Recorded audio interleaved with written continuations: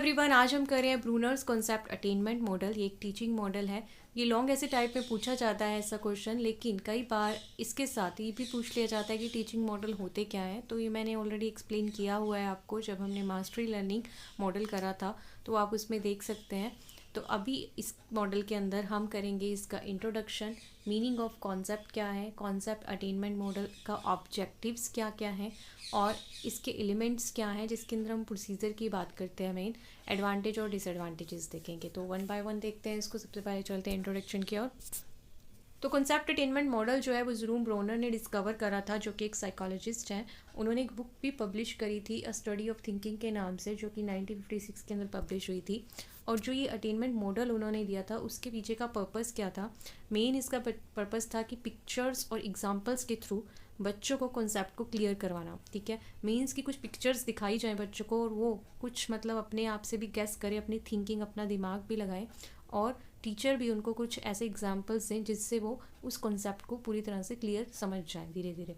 ठीक है, तो एक पर्टिकुलर कॉन्सेप्ट को लेते हैं, उसके अंदर हम उसके करैक्टर्स की, मतलब उसकी क्या विशेषताएं हैं, एट्रीब्यूट्स, उसके क्या गुण हैं उस कॉन्सेप्ट के, उसको डिस्कस करते हैं, और धीरे धीरे हम उस मेन कॉन्सेप्ट पे जाते हैं। मीन्स इसके अंदर जो अप्रोच रहती है वो यही रहती है कि पहले हम कुछ एट्रीब्यूट्स की बात करते हैं, गुणों की बात करते हैं, मीन्स एग्जाम्पल्स की बात करते हैं, फिर धीरे धीरे हम कॉन्सेप्ट पे जाते हैं, जिसको हम इंडक्टिव अप्रोच भी कहते हैं। तो इसमें हम रेलिवेंट और इरेलीवेंट, मीन्स पॉजिटिव और नेगेटिव, दोनों तरह के एग्जांपल्स लेते हैं। मीन्स जो कि टॉपिक से रिलेटेड है वो एग्जांपल भी उठाए जाते हैं, और जो टॉपिक से रिलेटेड नहीं है वो भी उठाए जाते हैं, ताकि बच्चा जो है वो गैस कर सके कि कौन सा एग्जांपल राइट है, मीन्स कौन सी पिक्चर राइट है, कौन सी जो है वो रेलिवेंट कर रही है, इस चीज़ से रिलेट करती है टॉपिक से। मतलब सिर्फ बच्चे की थिंकिंग को कहीं ना कहीं उसको इन्वॉल्व करने के लिए ये सब किया जाता है। इससे बच्चे जो है बेटर अच्छे से सीखते हैं, इंटरेक्टिव रहता है सेशन। तो इसलिए इस जो अटेनमेंट कॉन्सेप्ट जो मॉडल है, ये आज की मॉडर्न क्लासेस में भी यूज़ किया जाता है। ठीक है, तो इससे जो थिंकिंग प्रोसेस जो है वो बढ़ती है, और टीचर भी हेल्प करती है बच्चे की थिंकिंग प्रोसेस को इम्प्रूव करने के लिए, ताकि वो सोचे सही डायरेक्शन के अंदर। और इस मॉडल के अंदर जो है इंडक्टिव स्ट्रेटजी का जो है वो यूज़ किया जाता है, जो कि हमें पता है कि पहले हम कुछ एग्जांपल्स देते हैं, फिर हम धीरे धीरे कॉन्सेप्ट की ओर जाते हैं। और इस मेथड से पर्टिकुलरली हमारे पास क्रिटिकल थिंकिंग, रीजनिंग, ठीक है, वो बच्चे की जो है वो इम्प्रूव होती है। तो सबसे पहले इसके अंदर हम समझते हैं कि कॉन्सेप्ट का मतलब क्या होता है। कॉन्सेप्ट जो एक मेंटल रिप्रेजेंटेशन है, पिक्चर कह सकते हैं कुछ चीज़ों की, जो कि सेम कॉमन प्रॉपर्टीज़ होती हैं।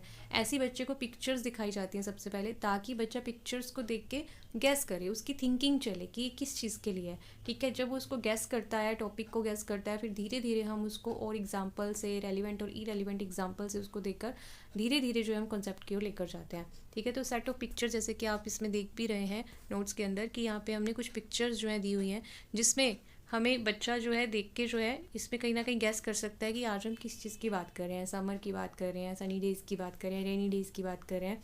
तो उससे वो जज कर लेगा कि आज हम वेदर या क्लाइमेट चेंज की बात करने वाले हैं। तो धीरे धीरे फिर हम उसको प्रॉपर्टीज़ बताएंगे सबसे पहले, या कोई भी गुण बताएंगे कि कैसे जो है वेदर्स जो है वो चेंज होते हैं, क्या क्या कंडीशन रहती है, क्या टेम्परेचर या प्रेशर रहता है। तो वो बातें हम करेंगे, फिर उसको हम एग्जाम्पल्स पे लेकर जाएंगे कि कैसे समर कब होती है या विंटर कब होती है, डिफरेंट जो चेंजेस आते हैं वो क्यों आते हैं। तो इस तरह से इसको बहुत सारे हम एग्जांपल्स देंगे। फिर इसके अंदर जो एट्रीब्यूट्स हैं, मीन्स जो एग्जाम्पल्स हैं, वो अलग अलग हो सकते हैं। मीन्स पॉजिटिव भी हो सकते हैं, रेलिवेंट भी हो सकते हैं, और इरेलीवेंट भी हो सकते हैं। जैसे कि हमारे पास क्लाउडी समर, ये कहीं ना कहीं वेदर से रिलेटेड है, ये भी वेदर से रिलेटेड है, तो ये यहाँ पे नहीं आएगा। सिर्फ डिजीज़ हो गई डिफरेंट काइंड की, जैसे बीमारियाँ हैं, तो वो कहीं ना कहीं है रिलेटेड, लेकिन फिर भी अभी जो मेन कॉन्सेप्ट है वो वेदर का है यहाँ पे। ठीक है, वेदर की वजह से कॉज होती है हमारे पास, लेकिन फिर भी वो डायरेक्टली रिलेट नहीं कर रहा है। तो डायरेक्टली रिलेट कहीं ना कहीं हमारे पास यही कर रहे हैं, जैसे क्लाउडी हो गया, समर हो गया। तो इस तरह से बच्चे को हम थोड़े बहुत जो एग्जाम्पल्स से उसको, ताकि उसका दिमाग चले, सिर्फ इसलिए ये दिए जाते हैं। फिर है हमारे पास रूल के अंदर क्या है कि एंड के अंदर हम उसको पूरी जो डेफिनेशन है, उसकी एग्जैक्ट डेफिनेशन है उस टॉपिक की, उस कॉन्सेप्ट की, उसको एक्सप्लेन कर देते हैं बच्चे के सामने, ताकि जो उसको रिजल्ट जो है वो बताया जा सके। अब हमारे पास ऑब्जेक्टिव्स क्या हैं कॉन्सेप्ट अटेनमेंट मॉडल के। तो सबसे पहले कि कोई भी न्यू कॉन्सेप्ट अगर बच्चे को सिखाना है, तो उसके लिए बहुत फ़ायदेमंद है ये वाला जो कॉन्सेप्ट है, ये वाला जो मॉडल है। फिर जो अगर मान लो बच्चे को ऑलरेडी कोई कॉन्सेप्ट पता है लेकिन उसको क्लियर नहीं है, तो उसको क्लियर करने और इनरिच करने के लिए भी ये मॉडल बहुत जो है हमारे लिए फ़ायदेमंद है। फिर है to develop and awareness of thinking this strategy. Thinking, इससे बच्चा जो है सोचता है, अवेयरनेस के अंदर आता है। तो ये कहीं ना कहीं इंगेजिंग इंटरेक्टिव जो एक प्रोसेस है, to understand the nature of the conceptual activity. ठीक है, जो भी एक्टिविटीज़ हैं उसके नेचर को समझ पाता है। फिर है जो पीपल है लर्न विद द फन।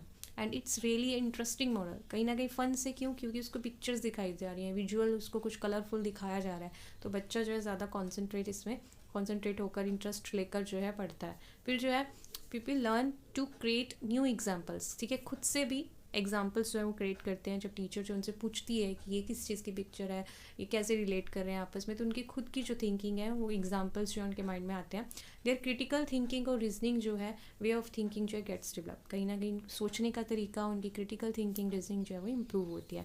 फिर हम इसके अंदर कुछ एलिमेंट्स डिस्कस करने वाले हैं जो कि हम हर मॉडल के अंदर करते हैं, टीचिंग मॉडल के अंदर। जैसे कि हमने मास्टरी लर्निंग मॉडल में भी किया था, और आगे जो मॉडल्स रह गए हैं टीचिंग के, उसमें भी हम इसको डिस्कस करेंगे।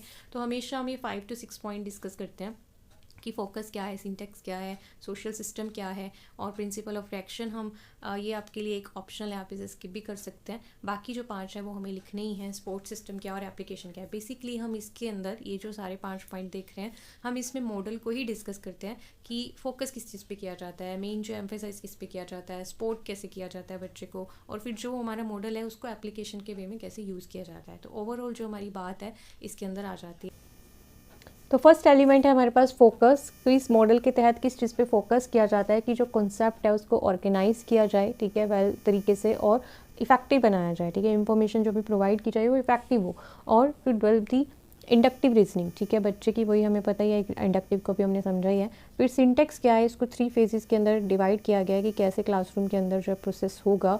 तो सबसे पहले डेटा को रिप्रेजेंट किया जाता है, जो भी डेटा है उसको रिप्रेजेंट किया जाता है कुछ पॉजिटिव और नेगेटिव एग्जाम्पल्स के साथ। फिर बच्चों को कंपेयर करने के लिए कहा जाता है कि आप लेके, फिर बच्चे अपनी इमेजिनेशन लगाते हैं उसके अंदर। फिर सेकंड पेज पे पहुंच जाते हैं और उसमें बच्चे जो आइडेंटिफाई कर लेते हैं कि पॉजिटिव जो एग्जांपल्स हैं और नेगेटिव एग्जांपल्स हैं, जो या पिक्चर्स कह सकते हैं, वो कौन कौन सी हैं। फिर स्टूडेंट्स जो है डेफिनेशन जो है वो गैस करते हैं, डेफिनेशन दी जाती है, उनको बताई जाती है, नेम बताया जाता है कॉन्सेप्ट का, और फिर जो है वो अपनी थिंकिंग भी उसके अंदर ऐड ऑन करते हैं, जो वो खुद सोचते हैं उस चीज़ के बारे में। फिर है एनालिसिस किया जाता है थिंकिंग प्रोसेस का कि स्टूडेंट जो डिस्क्राइब देयर थॉट्स, ठीक है, अपने थॉट्स को भी डिस्क्राइब करते हैं अबाउट हाउ टू थिंक, मतलब उस चीज़ के बारे में वो क्या सोचते हैं।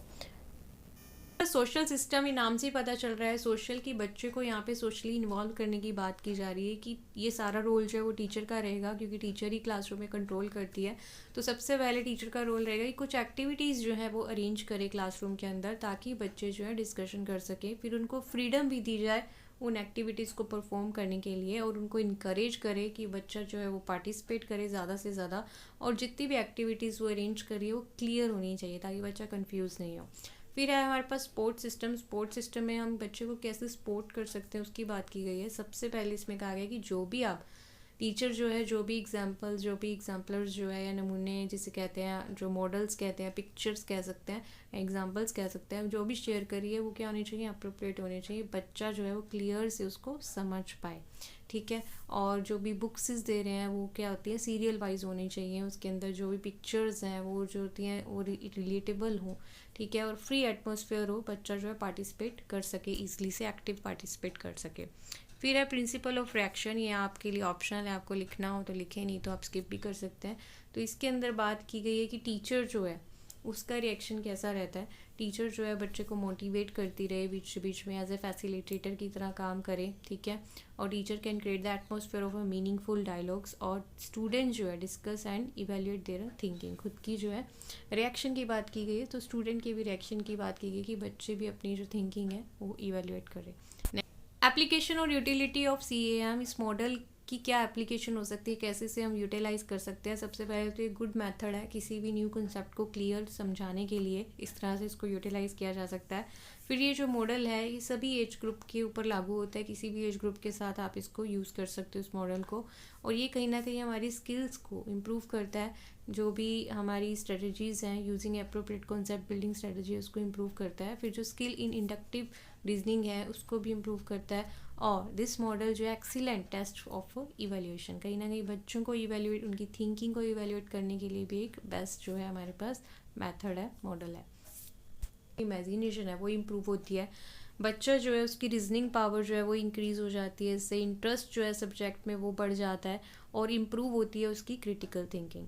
फिर हम इसके 2-3 जो है डिसएडवांटेज भी लिख सकते हैं। जैसे फर्स्ट है हमारे पास ये टाइम टेकिंग है, बहुत ज़्यादा कंज्यूमिंग है, क्योंकि इसके लिए आपको अच्छा खासा टाइम चाहिए, क्योंकि इसमें आप पहले पिक्चर्स एग्जांपल्स दे रहे हो, फिर बच्चा जो है वो क्या कहते हैं जज करता है, फिर अपनी थिंकिंग ऐड करता है, फिर टीचर जो धीरे धीरे जो उसको एग्जांपल से कॉन्सेप्ट की ओर लेकर जाते हैं। तो इसके लिए अच्छा खासा टाइम चाहिए, इसलिए अगर हमारे पास कम टाइम है तो ये जो मॉडल है हम उसको अप्लाई नहीं कर पाएंगे।